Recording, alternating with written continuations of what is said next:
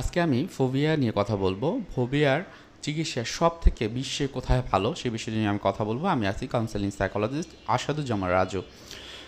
আসলে ফোবিয়া বিভিন্ন রকমের হতে পারে, ফোবিয়ার ধরন বিভিন্ন রকম হতে পারে। আমার বাইরে যেতে ভয় হয়, আমার ঘরের ভিতরে থাকতে ভয় হয়, আমি লিফটে উঠতে পারি না ভয় হয়, আমি মানুষের সামনে যেতে পারি না ভয় হয়, অনেক বেশি লোকজন থাকলে সেখানে আমি যেতে পারি না, যেখানে লোকজন নেই একদম সেখানে ভয় হয়।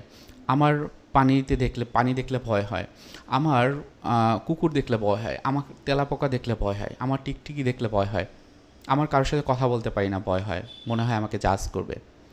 বিভিন্ন রকমের যে ভয়, সেই ভয়গুলোই মূলত এই যে ফোবিয়ার কোনো না কোনো একটা পার্ট হিসেবে আসে।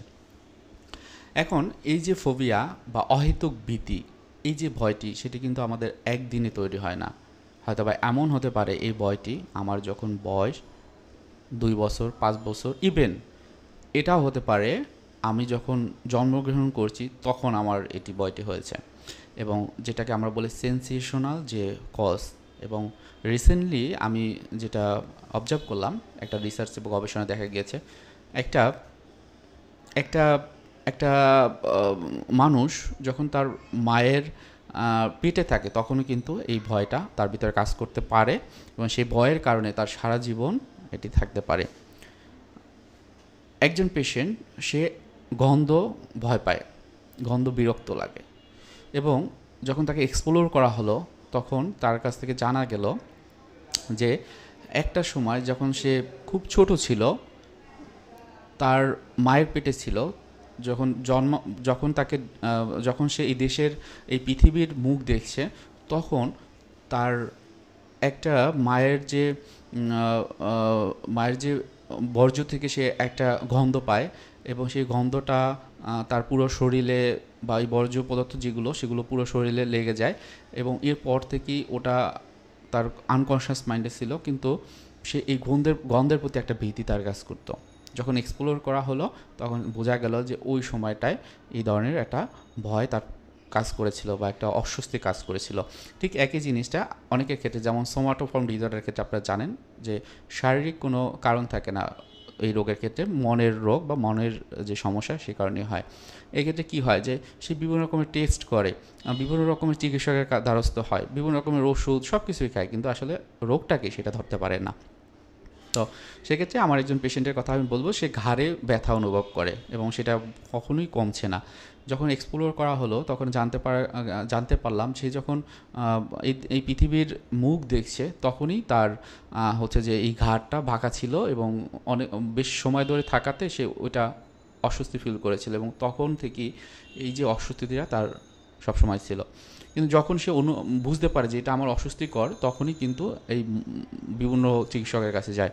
তো এটা আপনাদেরকে বললাম এই কারণে, কারণ মনের রোগগুলো না, এটা কিন্তু অনেক আগে, যখন এটা হওয়ার মতো না, কেউ ভাবতেও পারে না যে এই সময় হয়। সো সেক্ষেত্রে কী হয় যে তারা কিন্তু বিভিন্ন রকমের মানসিক সমস্যার ভিতর দিয়ে যায়। সো প্রপার ওয়েতে চিকিৎসা নিলে এই যে ফোবিয়া বা অহেতুক ভীতি, সেখান থেকে কিন্তু মুক্তি পাওয়া সম্ভব হয়। এখন আসেন, এই যে অহেতুক ভীতির চিকিৎসাটা আপনি কোথায় নেবেন? আপনার যেখানে ইচ্ছা সেখানেই নিতে পারেন। কিন্তু ব্যাপারটি হচ্ছে যে এই যে চিকিৎসার ক্ষেত্রে আপনার যে অস্থিরতা থাকে, কারণ আপনারা দেখবেন কেউ যদি ফোবিয়া বা এই যে অহেতুক ভীতির ভিতরে থাকেন, সেটি যাই হোক, অ্যাগোরাফোবিয়া হোক, অ্যাক্রোফোবিয়া হোক, বা যেই ফোবিয়াই হোক না কেন, সোশ্যাল ফোবিয়া হোক, আপনার ভিতরে কিন্তু একটা অস্থিরতা বা মানসিক টেনশন কাজ করে, যেটাকে আমরা বলি কি মানসিক চাপ বা উদ্বিগ্নতা। তো সেক্ষেত্রে এই উদ্বিগ্নতাটা কমানোর জন্য আপনার কিছু সেলফ হেল্প টেকনিক আপনি নিজেই চেষ্টা করতে পারেন। Relaxation exercise, being present, grounding technique, এগুলো আপনি নিজে নিজে করতে পারেন। মানুষের সাথে মেশা, বেশি বেশি মেশার চেষ্টা করা, যেটাকে ইআরপি থেরাপিতে বলা হয় exposure response prevention therapy. So অল্প অল্প করে চেষ্টা করতে পারেন। কিছু কিছু বিষয়ে যেটি হয় যে হয়তো এমন হতে পারে যে আপনাকে মানুষের সাথে মেশার সাথে সাথে কিছু ফিজিক্যাল এক্সারসাইজ করলেন, এই যে মেডিটেশনের কথা, রিল্যাক্সেশন এক্সারসাইজের ভিতরে চলে আসে, সেগুলো আপনি করতে পারেন। আপনার সব থেকে ভালো লাগে সেগুলো আপনি একটু চেষ্টা করতে পারেন। সো এগুলো কি আপনি প্রাথমিকভাবে চেষ্টা করে দেখবেন যে আপনার এগুলো যদি কমে যায়, ফোবিয়ার রোগগুলো, সেটি ভালো। যদি না হয়, আপনার দরকার হবে দুই ধরনের প্রফেশনাল। এক ধরনের প্রফেশনাল অস্থিরতা কমানোর জন্য, সেটা হলো সাইকিয়াট্রিক মেডিসিন, যারা সাইকিয়াট্রিস্ট তারা দিবেন। আর এক ধরনের প্রফেশনালরা যারা হচ্ছে কাউন্সেলিং করে থাকেন বা সাইকোথেরাপি দেন, যাদের সাইকোলজিস্ট বলা হয়, তারা ওষুধ ছাড়া যে চিকিৎসা সেটি দিয়ে থাকেন। তো সেক্ষেত্রে আপনাকে অবশ্যই কাউন্সেলিং বা ক্লিনিক্যাল সাইকোলজিস্টের কাছে আপনাকে যেতে হবে। এখন এই যে কাউন্সেলিং বা ক্লিনিক্যাল সাইকোলজিস্ট যারা আছেন তারা আপনার সাথে কথা বলবেন, কাউন্সেলিং করাবেন, সেটি কিন্তু অবশ্যই একটা প্রফেশনাল ওয়েতে কনফিডেন্সিয়ালিটি মেনটেন করে করানো হয়। এখন এক্ষেত্রে কি হয় যে আপনাকে নিয়মিত কিন্তু ওই কাউন্সেলিং সাইকোলজিস্টের কাছে যেতে হবে। হয়তো প্রতি সপ্তাহে একটি করে সেশন হবে, এবং সেটি হয়তো বা আপনার রোগের ধরন অনুযায়ী এবং কতদিন ধরে আপনার এই সমস্যার ভিতর দিয়ে যাচ্ছেন, কী ধরনের সমস্যা হচ্ছে, ইম্পেয়ারমেন্টটা কোথায় বা কতটুকু, তার উপর বেস করে হবে। হয়তো বা এমন হতে পারে ফোবিয়ার জন্য আপনার 6 মাস, 3 মাস বা এর বেশি কম চিকিৎসা নেওয়া লাগতে পারে। খুব বেশি অস্থিরতা হলে সেক্ষেত্রে সাইকিয়াট্রিক মেডিসিন সেটিও দরকার হতে পারে, যদি না রিল্যাক্সেশন এক্সারসাইজগুলো আপনার কাজ না করে। এখন বিদেশে যদি আপনি চিকিৎসাটি নেন, এই যে একজন সাইকিয়াট্রিস্টের কাছে যাওয়া, একজন ক্লিনিক্যাল বা কাউন্সেলিং সাইকোলজিস্টের কাছে যাওয়া, তার কাছে 3 মাস বা 6 মাস থাকা, এগুলো কি সম্ভব হবে? ফাইন্যান্সিয়াল ব্যাপার থাকবে, সেগুলো কি আপনি নিতে পারবেন?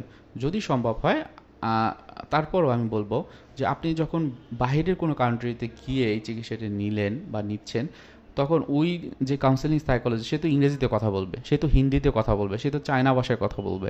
তাহলে সে তার কথাগুলো আপনি বুঝতে পারবেন? যদি বুঝতেও পারেন, সে কি আপনাকে বুঝতে পারবে? কিভাবে? আপনি বড় হয়েছেন এই বাংলাদেশে, আপনার রীতিনীতি, আচার অনুষ্ঠান, কোনো একটা বিষয়ে আপনার অ্যাটিটিউড, আপনার পোশ্চার, গেস্চার, ফেসিয়াল এক্সপ্রেশন একরকম থাকে, কিন্তু সে তো হলো অন্য কান্ট্রিতে, সে কি এটা বুঝতে পারবে? যদি বুঝতে পারে আপনার মনে হয়, তাহলে আপনি চিকিৎসাটি নিতে পারেন। আর যদি না হয়, বাংলাদেশেই আপনি নিতে পারবেন। কিন্তু সচেতনতার কথা ওই একটি, আপনি কার কাছে চিকিৎসা নেবেন? চিকিৎসা নেবেন সেই ব্যক্তির কাছ থেকে, সে কাউন্সেলিং সাইকোলজিস্ট হোক অথবা ক্লিনিক্যাল সাইকোলজিস্ট হোক বা সাইকিয়াট্রিস্ট হোক, যে প্রফেশনাল কাজ করে, যে ফোবিয়া নিয়ে অনেক দিন ধরে কাজ করছে।